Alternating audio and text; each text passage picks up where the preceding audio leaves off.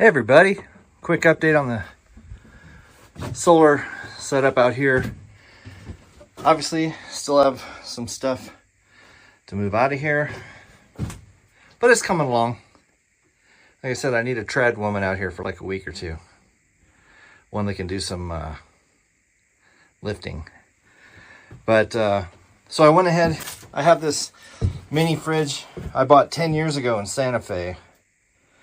And haven't even had it plugged in. It's just been on top of one of my freezers outside for, geez, a couple, 2 or 3 years. That's why it's not as orange as it used to be, and all the stickers are fading and falling off. But so I hooked it into my inverter here, and it's just for cold water. And it's only pulling 120 volts out of a 1,000-watt system here. I think it's, so between the fridge and the Wi-Fi extender, I'm pulling a total of 137 volts. And the fan's not even on here. It's not warming up. It's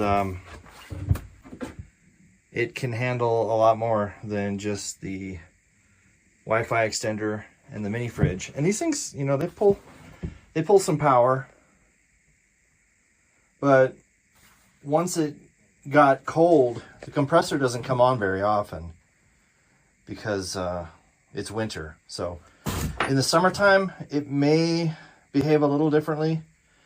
The compressor will probably come on more often, and it might, I'm not sure if every time the compressor kicks on, because when I first plugged it in, the fan on this came on for about 3 seconds and then it turned off. So that might have just been the initial surge of power being added to this, and then it was like, oh, okay, that's cool, I can handle that, and it stopped. But I did ground this, put the grounding wire on. Trying to think if there's anything else. Everything else seems to be working fine. The remote over here shows the exact same information that's on the inverter.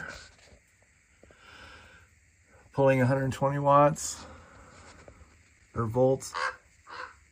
Yeah. Excuse the ravens.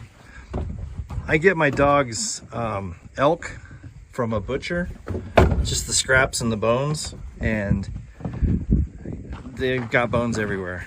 And like, here's some right over here. Like, I think I've got half a rib cage over here. And there's a bone, bone, bone, 2 bones, 2 bones there. There's one there, one there, one there, one there. There's one right there. Here's like rib cage. This, I don't know who drug this over here. Put it over here where they can get to it. Come here, Bodie. Oh, Bodie got herself all wrapped up. But here's some ribs. But anyway, I'll have to get Bodie unwrapped here. She's wrapped around the dead tree there. I'll get you in just a second, sweetheart. But the ravens feast on these bones, and especially in the mornings, there's literally 4 dozen ravens out here eating on these. Look at all those bones. They're all over the property. I don't know if you can see up here. Look at that bone field. Come on. Yeah, that's just a debris field of bones. So yeah, a lot of ravens hanging out here, and just, they're cool. The dogs don't mind. The ravens will stand right next to the dogs, and the dogs just lay there and look at them like, hey, Raven, what's up? They don't care. But it can get noisy. All right, Bodie is free and immediately decided to start working on the ribs. So it's a good life they got. All right, Raven?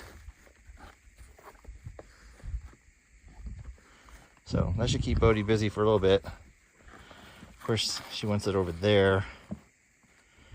Dogs are funny to watch, how they have like little preferences, and you put something down and they're like, no, no, no, no. It needs to be 5 feet this way. Okay, Raven, we get it. I'll go back inside so the ravens feel comfortable coming down and picking at the bones.